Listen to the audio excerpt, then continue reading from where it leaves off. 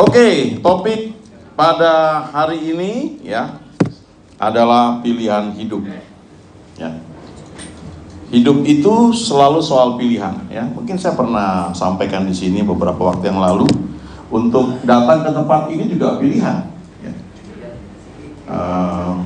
Bisa sampai di sini, ada berbagai, mungkin bisa aja ada beberapa gangguan yang menyebabkan kita mungkin belum tentu datang ke sini. Tapi pada akhirnya waktu duduk di sini, ini adalah satu keputusan yang kita sudah ambil dan kita ada di sini. Nah, ini gambarannya ya. Kita menghadapi persimpangan jalan, kadang-kadang cuma pilihannya kiri atau kanan. Kadang-kadang bisa lebih dari itu ya. Tapi biasanya sedikitnya ada dua pilihan, kiri atau kanan. Dan satu ayat nanti kita bisa baca, tapi kalau saya ambil sepotong, ayatnya bilang begini, lihatlah aku memperhadapkan kepadamu pada hari ini berkat dan kutuk ya. Jadi yang kita pilih itu bisa mendatangkan berkat atau sebaliknya bisa membuat kutuk ya. Pilihan, selalu pilihan. Lalu gambaran yang kedua ya, slide kedua, kehidupan adalah soal berbagai pilihan yang kita buat. Jadi kita sampai pada posisi sekarang itu karena berbagai pilihan yang kita buat. Dan untuk kita bisa memilih, sebenarnya ada satu sistem yang kita mungkin gak sadari itu membentuk pola pikir kita. Ada orang-orang yang mengambil keputusan asal yang penting enak buat badannya ya. Ada yang mengambil keputusan karena dia ingin yang terbaik, walaupun kadang-kadang itu sulit ya. Saya pernah kerja di satu perusahaan, bos saya itu cenderung perfeksionis ya kalau buat sesuatu. Tapi kalau sudah jadi memang luar biasa ya. Kadang-kadang kita sudah kasih banyak pilihan, dia bilang enggak, coba yang ini tambah ini, dan berkali-kali. Tapi begitu sudah jadi memang bagus ya. Jadi itu kadang-kadang tanpa kita sadari itu membentuk pola pikir kita. Bahkan orang-orang yang berhasil bilang begini ya, kalau kita terbiasa mengalah, maksudnya mengalah gini, mentalnya tuh gampang nyerah ya, ya kita nggak akan menang. Kan tadi bilang keberhasilan itu juga habit, kebiasaan yang dibentuk untuk bisa menang senantiasa atau berhasil ya. Jadi kehidupan adalah soal berbagai pilihan yang kita buat. Nah, kadang-kadang sudah kita pilih gak bisa kita rubah lagi ya. Kalau nasi sudah menjadi bubur, ya tinggal buat bubur ayam gitu istilahnya. Ya nggak bisa dibalikin lagi. Tapi Tuhan kita itu Tuhan yang hebat, selalu bisa membuat sesuatu menjadi baik. Tapi jangan lupa kita rugi waktu ya. Kalau salah pilih kita rugi waktu ya. Kalau Bapak Ibu di sini ada teman-teman yang tahu di gadget, di HP itu ya, ada program namanya Waze atau Google Maps ya. Ya, misalnya saya mau berangkat dari rumah saya mau ke sini, saya tinggal pencet kan. Nah, kalau saya bandel gitu ya, mestinya belok kanan, saya bilang lurus ah. Ya, dia baik, dia nggak ngomel, dia hitung lagi gitu, gitu. Nanti di ujung dia bilang nanti putar balik gitu. Nah, saya iseng gitu, saya belok kiri gitu. Ya dia nggak marah, dia mau hitung lagi. Pada akhirnya memang saya nyampe juga, tapi mungkin bisa telat 1 jam. Dan waktu itu kan bisa berharga sekali ya. Kadang-kadang kita nggak pernah tahu berapa waktu yang kita buang karena pilihan yang salah atau karena kita nggak mau berubah ya. Nah ini ayatnya ya, pilihan ada pada kita. Ada 2 ayat ya, beberapa ayat sih ya, tapi di Ulangan 11 dan Ulangan pasal 30. Nah saya baca di Ulangan pasal 11 ini ya, ayat 26 sampai 28. Lihatlah, aku memperhadapkan kepadamu pada hari ini berkat dan kutuk ya. Ini Musa yang ngomong ini ya. Tuhan suruh Musa ngomong ke orang Israel. Berkat apabila kamu mendengarkan perintah Tuhan Allahmu yang kusampaikan kepadamu pada hari ini ya. Dan kutuk jika kamu tidak mendengarkan perintah Tuhan Allahmu dan menyimpang dari jalan yang kuperintahkan kepadamu pada hari ini dengan mengikuti Allah lain yang tidak kamu kenal ya. Ini kalau kita baca ya, sebenarnya pilihannya tuh day by day, hari demi hari, pada hari ini. Ingat ya Matius 4 ayat 4 ya, Tuhan Yesus bilang apa? Manusia hidup bukan dari roti saja ya, dari kue tiaw. Bukan. Tapi dari setiap firman ya. Jadi kue tiaw roti itu untuk daging kita, tapi ada firman ya buat makanan rohani kita. Dari setiap rema dalam bahasa aslinya, itu firman yang spesifik. Nah itu tiap hari. Jadi jangan berharap sebenarnya, walaupun lumayan sih daripada enggak, jangan berharap makan seminggu sekali di tempat ini aja ya. Makan rohani gitu, dengar firman bagus, harusnya tiap hari. Tentu kalau besok misalnya hari Senin ya nggak pakai band kan di rumah kan ya, baca Alkitab aja, renungkan. Kalau kita bisa makan makanan yang segar setiap hari, bahkan 3 kali, lalu kenapa kita berharap punya iman yang sangat kuat, kita makan cuma seminggu sekali, itu pun disuapin gitu ya, karena dibacakan ya. Iman itu muncul ketika kita merenungkan, ketika Tuhan tuh bicara sama kita ya. Ada perumpamaan penabur, satu benih yang jatuh di tanah yang subur, itu adalah orang yang mendengar firman. Nah firmannya itu logos ya, bukan rema. Firman tertulis, firman tercatat gitu. Firman yang umum. Lalu menyimpannya dalam hati yang baik dan mengeluarkan buah dalam ketekunan. Ya. Ya, ada firman rema, ada firman logos. Dua-duanya luar biasa. Firman rema itu menghasilkan iman. Firman rema itu bicara spesifik.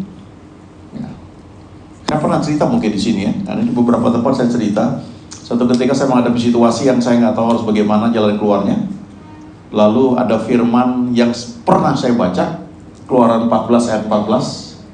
Tuhan akan berperang bagi kamu dan kamu akan diam saja. Itu cerita mengenai orang Israel keluar dari Mesir. Kemudian begitu tiba di tepi laut Teberau, di depan itu laut, di belakang orang Mesir mengejar. Mereka nggak tahu harus berbuat apa lagi. Berseru kepada Tuhan. Lalu Tuhan bilang lewat Musa, ya hari ini kamu akan melihat keselamatan yang daripadaku. Tuhan yang akan berperang bagi kamu dan kamu akan diam saja. Lalu dibelah laut Teberau itu, orang Israel harus lewat. Terus orang Mesir mau kejar, tapi malaikat Tuhan tahan itu keretanya gitu. Ya, rodanya diputar balik gitu. Sampai orang Mesir bilang, udah kita baliklah, ini yang berperang ini Tuhan, bukan orang Israel ini. Ya, itu yang ngomong orang Mesir loh. Nah itu kan ayat firman yang tercatat, firman logos. Nah kalau kita belajar di sekolah Alkitab yang memang bagus itu nggak salah, kita diajarin itu cara bacanya, lihat konteksnya, ayat sebelumnya apa, ayat setelahnya apa, ya. Tapi ada namanya ketika Roh Kudus menghidupkan ayat itu. Walaupun tuh konteksnya di perjanjian lama ribuan tahun yang lalu, tiba-tiba ayat itu bisa berbicara. Kamu diam saja, percaya Tuhan yang akan bekerja. Nah itu firman rema, nggak dirima-rimain, itu muncul tiba-tiba. Yes, amin. Nah hari itu selesai masalahnya. Ya. Nah saya cerita itu ke beberapa tempat. Satu ketika, kira-kira 2-3 minggu yang lalu, saya ketemu orang yang bilang, Pak, terima kasih, saya ngalami juga yang Bapak sampaikan itu.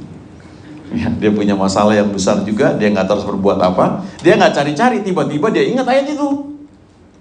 Nah itu namanya firman rema. Ya. Langsung selesai masalahnya. Nah kalau orang yang nggak ngerti dengar gitu akan bilang, kok enak aja Tuhan yang berperang terus, kita malas dong, kita nggak buat apa-apa. Nah, harus lihat konteksnya itu apa. Sebab di bagian lain memang kita harus melakukan bagian kita, bukan malas. Ya, jangan salah. Saya ingat pengalaman seorang hamba Tuhan. Hamba Tuhan ini real, kisah nyata ya, seorang dokter. Dia tidak bisa bahasa Inggris. Satu ketika dia dikunjungi oleh rombongan dokter dari Korea. Mereka tidak bisa berbahasa Indonesia, hanya bisa berbahasa Inggris. Sementara dokter ini ya, yang menyambut para dokter ya, bukan para hamba Tuhan, para dokter dari Korea itu juga itu nggak bisa bahasa Inggris. Jadi orang yang nggak bisa bahasa Inggris ketemu dengan sekelompok orang yang hanya bisa berbahasa Inggris atau bahasa Korea. Nah, dia mikir, gimana Tuhan? Karena ini orangnya dekat dengan Tuhan ya. Lalu dia bilang, Tuhan bilang, ngomong aja. Jadi dia nekat, dia ngomong bahasa Indonesia. Ngerti dokter-dokter Koreanya itu, katanya. Lalu mereka berdiskusi ya 1 jam atau lebih. Si para dokter ini ngomong bahasa Inggris, ini ngerti. Nah, besoknya ketemu dokter lain, ya, yang dari Indonesia. Dokter ini nanya sama para dokter dari Korea, kemarin kalian ditemani oleh siapa? Oh, itu dokter yang itu. Oh ya, katanya, ngomong pakai bahasa apa? Bahasa Inggris. Bisa dia bahasa Inggris. Oh, good Inggrisnya, katanya. Jadi rupanya si dokter ini dia ngomong, yang ini bisa ngerti, dengarnya dalam bahasa Inggris gitu. Padahal ngomong bahasa Indonesia. Yang ini menjawab dalam bahasa Inggris. Didengar sama ini bahasa Indonesia. Jadi ngerti. Abis itu kan nggak percaya, dipanggil, suruh ngomong, nggak bisa, nggak ngerti apa-apa. Loh, kemarin kok bisa? Nah, kemarin karena ada campur tangan Tuhan. Ya. Nah, ini sebelum sampai di situ, saya ingat pengalaman dari anak hamba Tuhan ini juga. Ya. Dia kuliah di satu negara, ya, bukan berbahasa Inggris. Dan dia nggak bisa sebenarnya bahasa itu. Tapi waktu dia diuji, itu dosen pengujinya bilang begini, coba jelaskan mengenai, sebagai contoh aja ya, hukum Newton. Nah, dia kan gitu pandai berbahasa di negeri itu. Jadi dia ngomong, hukum Newton ya hukum Newton. Dosen pengujinya, ya betul-betul katanya. Terus oke, yang berikutnya, jelaskan hukum Archimedes gitu. Hukum Archimedes ya hukum Archimedes. Ya betul. Lulus. Itu kelihatannya aneh ya. Tapi ketika Tuhan sudah bekerja, memang betul-betul gak ada yang mustahil. Nah, itu contoh sekali lagi, bukan berarti kita tidak bekerja. Sebab di bagian lain, memang kadang-kadang kita perlu lakukan bagian kita. Ya, kalau tidak ada firman secara khusus yang rema itu, ya, logos. Baca, renungkan, camkan, simpan dalam hati yang baik. Keluarkan buah dalam ketekunan. Ada ayat ya di 2 Korintus 9 yang bilang begini, Tuhan menyediakan benih untuk ditabur dan roti untuk dimakan.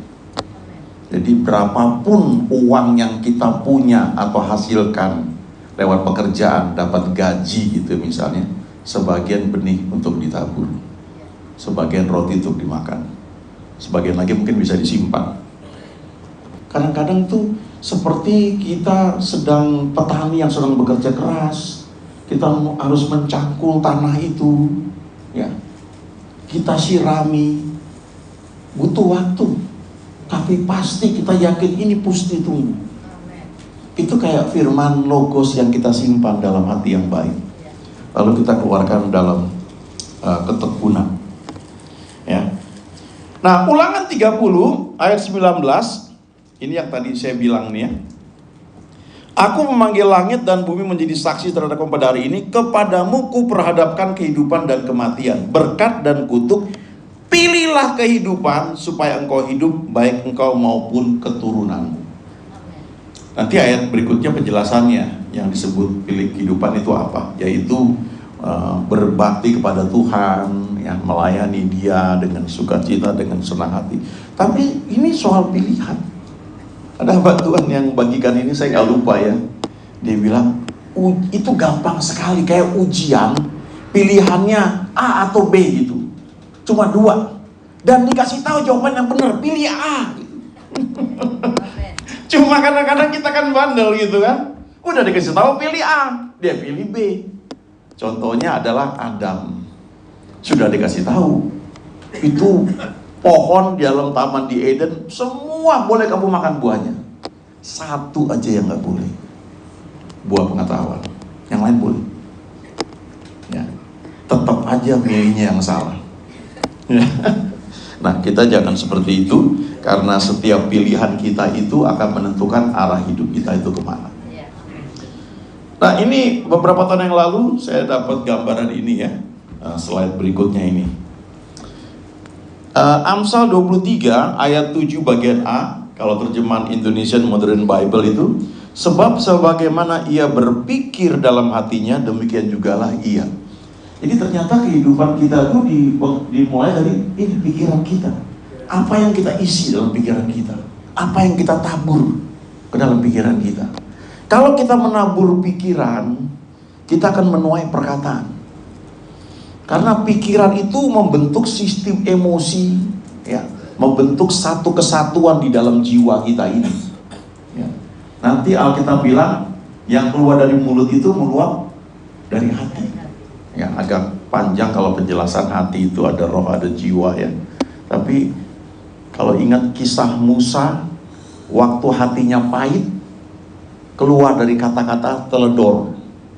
Dengan kata-kata, akhirnya dia tidak masuk tanah perjanjian. Jadi hati-hati yang kita pikirkan. Jangan masukkan pikiran-pikiran negatif, pikiran-pikiran yang kotor, yang gak benar. Karena nanti akan muncul lewat perkataan kita. Ya, jadi hati-hati masuk pikirannya apa, nanti akan keluar perkataan. Nah, kalau kita menabur perkataan, itu sebenarnya kita ngomong ya, itu bisa masuk ke telinga lagi, makin muter gitu. Jadi itu membentuk cara berpikir kita atau cara kita berimajinasi. Itu muter. Ingat perempuan yang sakit pendarahan, waktu dia mau menjamah ujung jubah Yesus, kan dikatakan ia berkata dalam hatinya. Ya, dia ngomong dalam hatinya, asal ku jamah saja ujung jubahnya, aku akan sembuh. Jadi ngomong tapi dalam pikiran. Ya, jadi ini sebenarnya muter nih ya. Kita menabur pikiran, kita ngomong perkataan, itu balik lagi. Nah, tapi selanjutnya kalau kita banyak ngomong itu akhirnya akan dalam tindakan muncul. Tuhan bilang sama Yosua, janganlah engkau lupa memperkatakan kitab Taurat ini. Ya, tapi renungkan tuh siang dan malam. Renungkan tuh sebenarnya membayangkan dalam pikiran kita, dalam imajinasi kita. Jadi itu waktu kita merenungkan firman Tuhan, sebenarnya di dalamnya juga ada ngomong perkataan. Kadang-kadang keluar lewat voice, suara. Kadang-kadang di pikiran gitu. Tapi memang waktu kita membaca firman, merenungkan firman, itu di dalamnya terkandung memperkatakan. Makanya Tuhan bilang jangan lupa memperkatakan kitab Taurat itu, tapi renungkan siang dan malam, supaya engkau bertindak hati-hati.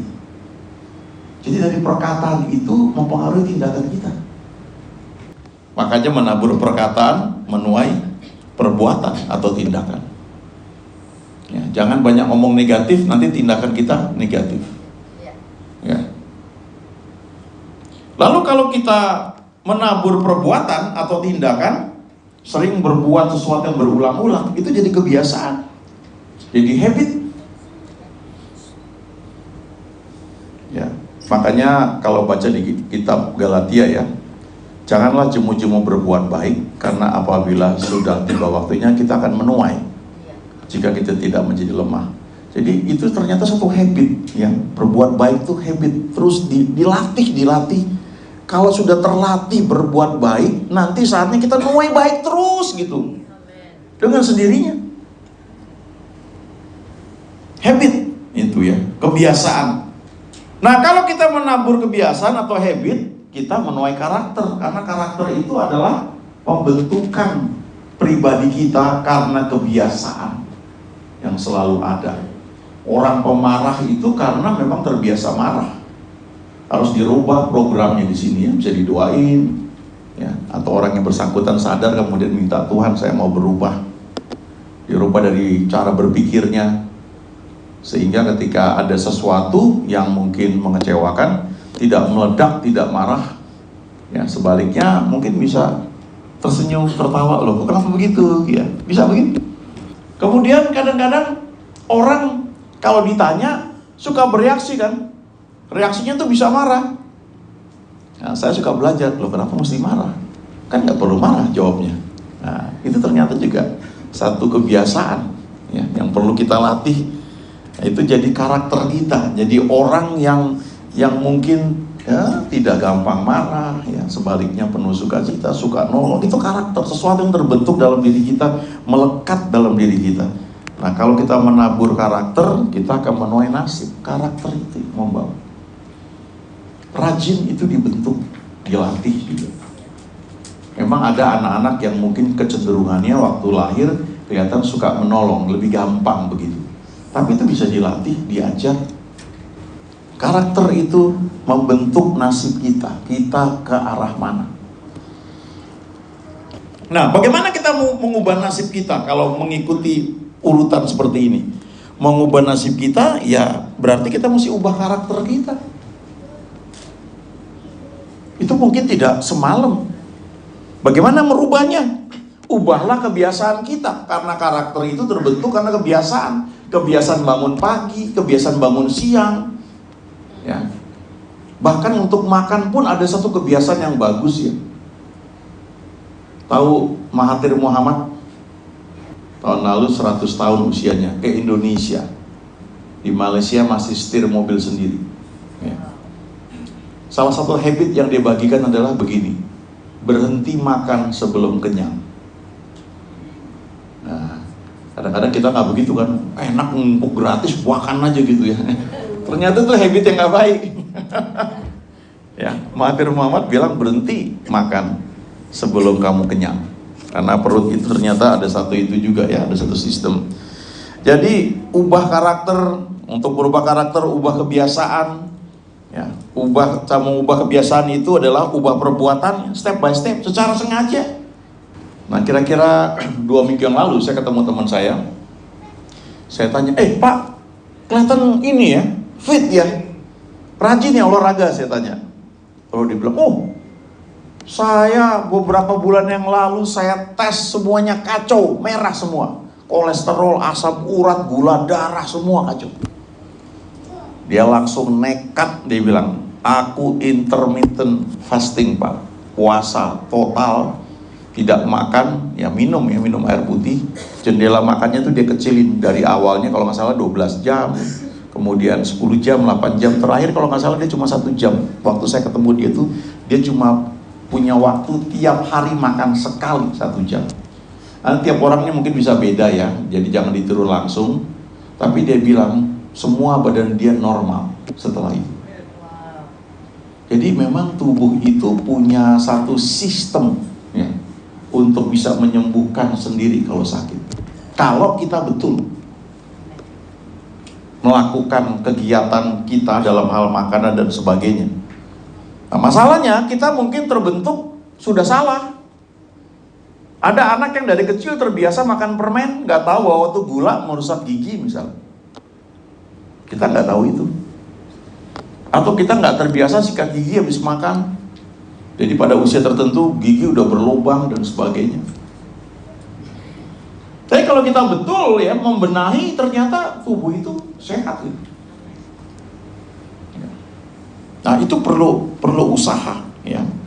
Perlu dilakukan dengan sengaja ya. Mengubah sesuatu yang baik, ubah perbuatan, dan sebelum perbuatan itu kita ubah ya seringkali perkataan juga ya. Dari ngomong gitu, karena tanpa kita sadari itu lidah kita ini mengarahkan tindakan kita. Itu sepele ya, tapi secara psikologi itu betul ternyata. Saya mau menang, saya mesti menang. Itu dari ucapan begitu. Itu kayak memicu sel-sel tubuh kita untuk bergerak mencapai sasaran yang kita ucapkan. Nah, lalu paling awal ya ubah pikiran. Nah, Paulus bilang nih di Filipi 4 ayat 8. Jadi akhirnya saudara-saudara, semua yang benar, semua yang mulia, semua yang adil, semua yang suci, semua yang manis, semua yang sedap didengar, semua yang disebut kebajikan dan patut dipuji, pikirkanlah semuanya itu. Ya, jangan lupa ini waktu nulis surat ini sedang di penjara. Bukan karena kesalahan dia, tapi karena memberitakan Injil. Dia punya banyak alasan untuk marah, protes. Kenapa aku melayani malah aku di penjara? Tapi dia memilih untuk percaya bahwa Tuhan punya rencana yang indah. Kitab Filipi itu kitab yang paling banyak mengandung kata sukacita.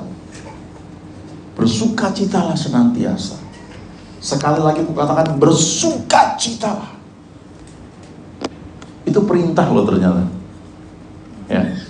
Ada satu ayat yang saya suka ingat, 1 Tesalonika 5 ya, ayat 18 kalau nggak salah ya. Mengucap syukurlah dalam segala hal, karena itulah yang dikehendaki Allah dalam Kristus Yesus bagi kamu. Mengucap syukur itu perintah, apapun keadaan kita. Ya, bersyukur, kita sudah banyak lagu-lagu yang mengajarkan itu. Ya. Bersyukur karena percaya Tuhan itu baik. Jadi ada lagu yang bilang, apapun yang terjadi di dalam hidupku, selalu ku berkata, Tuhan Yesus baik. Nah, itu satu keputusan untuk mengatakan Tuhan itu baik. Itu kata-kata yang dibuat jadi lagu, mengajar kita untuk bersikap benar dalam segala situasi. Jadi apapun yang kita alami, pilihannya saya mau ikut apa yang Tuhan ajarkan. Mengucap syukur, yang tadi saya bilang. Ternyata sebelum mengucap syukur, ada ayat yang bilang tetaplah berdoa. 1 Tesalonika 5 ayat 17. Dan ternyata sebelum itu, ayat sebelumnya bilang bersukacitalah senantiasa. Itu juga perintah ternyata. Jadi waktu saya lihat itu, ini perintah ya gitu. Dan hamba Tuhan bilang begini ya, kalau setan tidak bisa mencuri sukacitamu, dia nggak punya alasan untuk tahan berkatmu. Ya. Itu dia tulis dan hamba Tuhan dari luar negeri ya, dalam bahasa Inggris ya. Jika setan tidak bisa mencuri sukacitamu, maka dia tidak punya alasan untuk menahan berkat. Bersukacita itu pilihan. Dan Paulus bilang, bersukacitalah senantiasa, pikirkan hal-hal yang baik, yang positif, ya. Percaya bahwa bersama Tuhan saya pasti bisa. Ini Paulus bilang di Filipi 4 ayat 13, segala perkara dapat kutanggung di dalam Dia yang memberi kekuatan kepadaku. Sedang di penjara. Lalu Allahku akan penuhi segala keperluanmu menurut kekayaan kemuliaan Kristus Yesus. Sedang di penjara. Dan dia bisa bilang, kalau ia sudah mulai pekerjaan baik, ia akan meneruskannya, menyempurnakannya sampai selesai. Sedang di penjara. Nah, yang saya pernah ngalami sekian tahun yang lalu, saya punya teman baik merit di satu gedung di hotel di Jakarta. Itu acaranya di hotel, di tepi kolam renang terbuka. Itu Jakarta hujan yang kayak kita ngalamin sebelum-sebelumnya itu, gede sekali tiap hari. Dan dia bilang, kok doain ya biar nggak hujan.